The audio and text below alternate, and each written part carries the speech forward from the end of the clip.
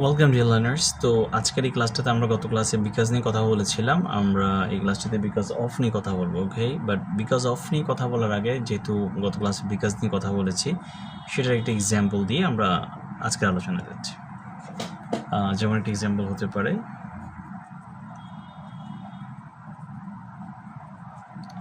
because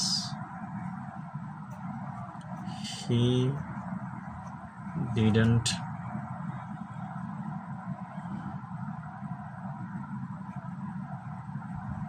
understand the math. Because he didn't understand the math দিয়ে এবার blank দিল। তো আমাকে গত ক্লাসের আলোচনা যেটা বুঝতে পারছি, আমার যেটা করতে হবে, যেহেতু আমাকে প্রথমেই যে অংশটা দেওয়া আছে, কারণ বিকজ ক্লজ এবং অপর যে ক্লজটা আমি তৈরি করব দুটোতেই সেম টেন্স হবে। এবং গত ক্লাসে এটা বলেছিলাম বিকজ ক্লজটা সাবঅর্ডিনেট ক্লজ গঠন করে। ওকে, সাবঅর্ডিনেট ক্লজ একা একা বাক্য গঠন করতে পারে না, আমাকে অবশ্যই এখানে একটা ক্লজ বানাতে হবে, সেটা হচ্ছে প্রিন্সিপাল ক্লজ। তো এখান থেকে যেটা মনে রাখতে হবে, সেম টেন্স যেহেতু বিকজ ক্লজের ক্ষেত্রে উভয় ক্লজের টেন্স সেম হয়। আমি দেখি এটা এই ক্লজের সাবজেক্ট প্লাস ডিডেন্ট, এই ডিডেন্ট থাকা মানে হচ্ছে পাস্ট সিম্পল টেন্স।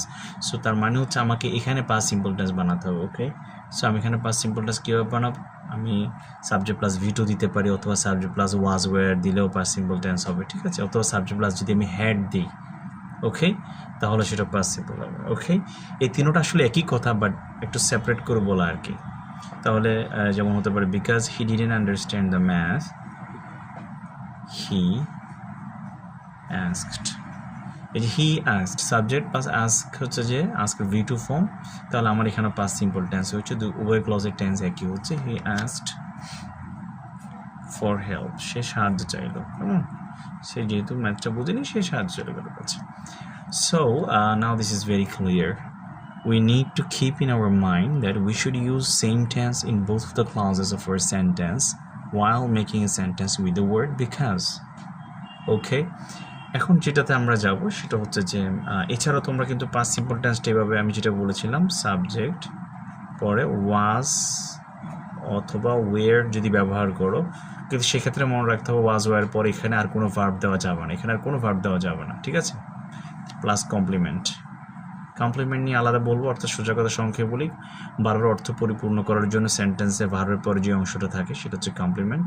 এটা খুব প্রিসাইজ ডিসকাশন না, খুব প্রিসাইজ ডেফিনেশন না।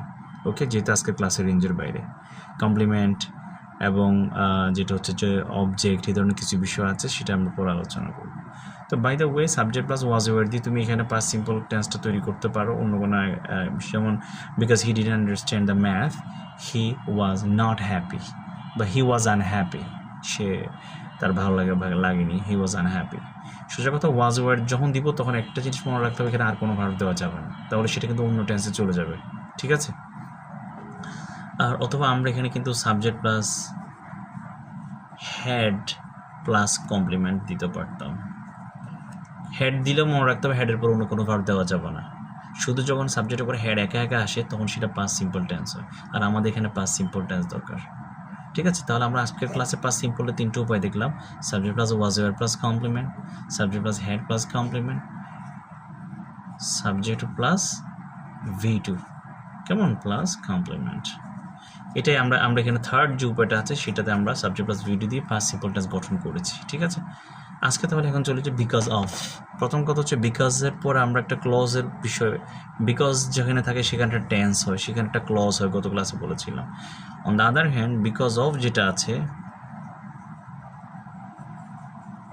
বিকজ অফ এই শব্দটা হচ্ছে প্রেপোজিশন ফ্রেজ। ওকে, বিকজ অফের পর আমরা ক্লজ তৈরি করব না।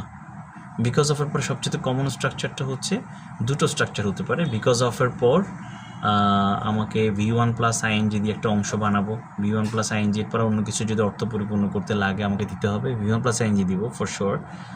এরপর আমি একটা ক্লজ বানাবো। ক্লজ বলতে কি মনে আছে তো, ক্লজ বলতে বলেছিলাম সাবজেক্টের সাথে হয়তো ফাইনাইট ভার্ব আসবে অথবা মডেল ভার্ব আসবে, তাই না। মডেল ভার্ব দিয়ে ক্লজ হয়, যেমন আই ক্যান ডু ইট, আমি কাজটি করতে পারি। এখানে কিন্তু ক্যান মডেল যখন থাকে তখন সেটা ফাইনাইট না, অনেকে কিন্তু ভুল যায় না যে ক্যানের পরে যে ডুটা আছে সেটাকে ফাইনাইট মনে করে। ইন্টারন্যাশনাল গ্রামার অনুযায়ী মডেল ভার্ব যখন থাকে তখন তার পরের ভার্বটা ফাইনাইট না। এই জন্য ক্লজের ডেফিনিশনটাকে আমি সবসময় বলি, সাবজেক্টের সাথে ফাইনাইট ভার্ব আসবে অথবা সাবজেক্টের সাথে মডেল ভার্ব এসে ক্লজ গঠন করবে। তবে মডেল ভার্বের ক্ষেত্রে মনে রাখতে হবে মডেল ভার্বের পর আরেকটা নন ফাইনাইট ভার্ব আসে সবসময়, এন এফ বি বলি আমরা, নন ফাইনাইট ভার্ব। মানে হচ্ছে এখানে নন ফাইনাইট ভার্বের অনেকগুলো প্রকার আছে তোমরা জানো। মডেলের উপরে যে নন ফাইনাইট ভার্বটি আসে সেটি হচ্ছে ইনফিনিটিভ, তবে এই ইনফিনিটিভে টু থাকে না। অনেকগুলো কথা বলে ফেলেছি বেসিক গ্রামারের, যেমন আই ক্যান ডু ইট, এটা আসলে I can to do it, মানে ক্যানের পরে যে ডুটা তুমি দেখছো সেটা হচ্ছে ইনফিনিটিভ, টু ডু ছিল। কিন্তু মডেল ভার্ব তারপরে যে ইনফিনিটিভ নেয় সেখানে সে টুটা আসতে দেয় না। আমি একটু ফাইনাল আরেকবার বলি, ক্লজ বানাতে পারি সাবজেক্টের সাথে ফাইনাইট ভার্ব এনে অথবা সাবজেক্টের সাথে মডেল ভার্ব এনে। তো মডেল ভার্বের পরে অবশ্যই আরেকটা ইনফিনিটিভ থাকে, মনে রাখতে হবে। ইনফিনিটিভটা হচ্ছে এক ধরনের নন ফাইনাইট ভার্ব। এবং আরেকটা স্পেশাল কথা ছিল, মডেল ভার্বের পরে যে ইনফিনিটিভটা হবে, ইনফিনিটিভ তো তোমরা চিনো 2 + V1 কমনলি বলো, তাই তো? কিন্তু মডেলের পরে স্পেশাল কেস ইনফিনিটিভে টুটা আসবে না। যেমন I can do, I can help, এখানে ডু এবং হেল্প এই দুটোও কিন্তু ইনফিনিটিভ, এখানে টু ছিল, I can to do, to help. Okay, এটা জাস্ট ক্লজ দিয়ে বলতে এই কথাগুলো বলে ফেললাম, ঠিক আছে? বাট আমাদের এখানে বিকজ অফের ক্ষেত্রে ফার্স্ট স্ট্রাকচার মনে রাখতে হবে। বিকজ অফের পর আমি V1 + ING, এটাকে জিরান, সহজ কথা, এটাকে যদি বেসিক গ্রামারে বলি আমি একটু জিরান। আর কেউ যদি আমি সিম্পলি মনে রাখতে ভার্বের V1 মানে বেস ফর্মের সাথে বা প্রথম যে ফর্মটা আছে আর কি, লাইক গো, ডু, থিঙ্ক, সেটার সাথে ING যুক্ত করে, এবং এরপরে যদি আর বাড়তি কিছু লাগে তুমি এখানে একটা ছোটোখাটো কিছু কমপ্লিমেন্ট দিয়ে, এটা কমপ্লিমেন্ট বললে তোমরা আবার কনফিউজড হয়ে যাবে, কেউ দরকার নেই। V1 + ING এতটুকু মনে রাখো। মূল কথা হচ্ছে বিকজ অফের পর V1 + ING দিয়ে আমি অংশটা পরিপূর্ণ করবো, এই ফ্রেজটা পরিপূর্ণ করবো। পুরোটা একটা ফ্রেজ হবে, ক্লজ হবে না। এবং এরপর হচ্ছে একটা ক্লজ দেবো। ক্লজ মানে সেখানে সাবজেক্ট এবং ফাইনাইট ভার্ব থাকতে হবে। চলো একটা এক্সাম্পল দিই। দুটো বিষয় হতে পারে, আমি যেটা বলেছিলাম। কমপ্লিটিং সেন্টেন্সের ক্ষেত্রে তুমি জানো না তোমাকে কোন পার্ট দিবে, হয়তো বিকজ অফের অংশ ওরা লিখিয়ে দিবে, পরে তোমাকে ব্ল্যাঙ্ক দিবে, সেখানে ক্লজ বানাতে হবে। অথবা পরে একটা ক্লজ বানিয়ে দিব ওরা, তৈরি করে দিবে, ক্লজটা তৈরি করে দিব ওরা, তোমাকে প্রথম অংশে বিকজ অফ ফ্রেজটা বানাতে হবে। তো সেক্ষেত্রে এই বেসিকগুলো লাগবে। বিকজ তুমি যখন বিকজ অফ দিয়ে কাজ করবা তখন মনে রাখবা সেখানে টেন্স বানাবা না, সেখানে একটা V1 + ING দিয়ে একটা জিরান দিয়ে একটা অংশ বানাবা, ফ্রেজ বানাবা, ঠিক আছে? এখানে আরেকটা স্ট্রাকচার আছে, ফ্রেজটা বিকজ অফের ফ্রেজটা অন্যভাবে হতে পারে, আমি একটু পরে দেখাচ্ছি, আগে এটার এক্সাম্পল দিয়ে নিই। তো যেমন হতে পারে, মনে করো যে একটা ব্ল্যাঙ্ক দিয়ে বললো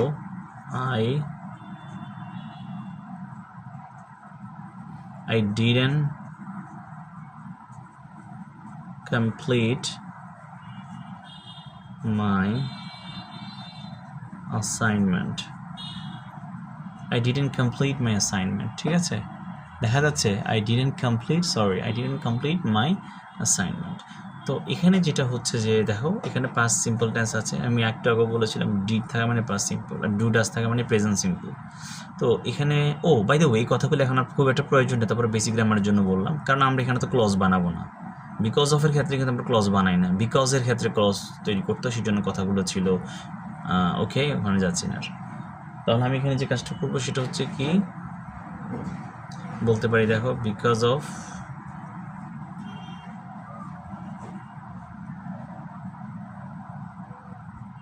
বিং, এটা বিং জিরান এখানে, বিকজ অফ বিং ইল, ঠিক আছে? Because of being ill I didn't complete my assignment. তাহলে আমি কি করলাম, বিকজ অফের পরে একটা জিরান দিয়ে একটা অংশ বানালাম, ঠিক আছে? এখানে আরেকটা স্ট্রাকচার করতে পারি, বিকজ অফের পরে যে ফ্রেজটা জিরান দিয়ে নাও করতে পারে, আরেকটু উপায় আছে। বিকজ অফ প্লাস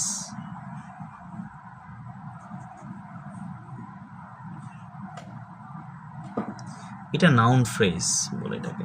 তো নাউন ফ্রেজের এখানে অনেকগুলো স্ট্রাকচার আছে। অন্যতমভাবে তুমি এখানে এইভাবে বলতে পারো যে পজেসিভ প্লাস নাউন। আমি একটু ভেঙে দিচ্ছি, লাইক হচ্ছে এখানে পজেসিভ প্লাস পজেসিভ চিহ্ন তো, my, our, your, his, my, our, your, his যে ওয়ার্ডগুলো আছে, যেমন দেখো বিকজ অফ ইয়োর ইগনোরেন্স, হ্যাঁ এটা হতে পারে। ঠিক একইভাবে তাহলে বিকজ অফ পরে এই নাউন ফ্রেজের এই স্ট্রাকচারটা পজিটিভ প্লাস একটা নাউন দিয়ে, এছাড়া আর অনেকগুলো স্ট্রাকচার আছে, আমি যাচ্ছি না। Noun plus preposition plus noun, noun ফ্রেজের অনেকগুলো স্ট্রাকচার আছে, ফরমেশন আছে। যে কোনো নাউন ফ্রেজের ফরমেশন দিয়ে তার মধ্যে অন্যতম আমি যেটা মেনশন করতে চাচ্ছি যে পজিটিভ প্লাস নাউন, এই স্ট্রাকচার একটা নাউন ফ্রেজ দিতে পারো বিকজ অফের পর, তারপর একটা ক্লজ বানাতে হবে আমাকে। ক্লজ কথাটা বুঝতে হচ্ছে কেন জানো, বেসিক গ্রামারের মাধ্যমে আসলে পড়ালেখা করার জন্য। চাইলে আমি একদম সব মানে ক্লজ যে আসতেছে, ক্লজ বিষয়টা কি, ক্লজের ভিতরে কী কী থাকতে হয়, ফাইনাইট ভার্ব অথবা মডেল ভার্ব থাকতে হয়, মডেল ভার্বের পরে আবার মডেল ভার্ব একা একা আসতে পারে না, তারপরে একটা নন ফাইনাইট বাই ভার্বের মধ্যে ইনফিনিটিভ আসে আর কি। মূলত মডেলের পরে ইনফিনিটিভ আসে, ইনফিনিটিভ হচ্ছে এক ধরনের নন ফাইনাইট ভার্ব। পুরো ক্লাসটা যারা মনোযোগ দিয়ে শুনবে তারা আসলে সবগুলো বিষয় বুঝবে আশা করি। তো এটা ক্লজ বানাও। চলো আমরা একটা এক্সাম্পল দেখি, যেমন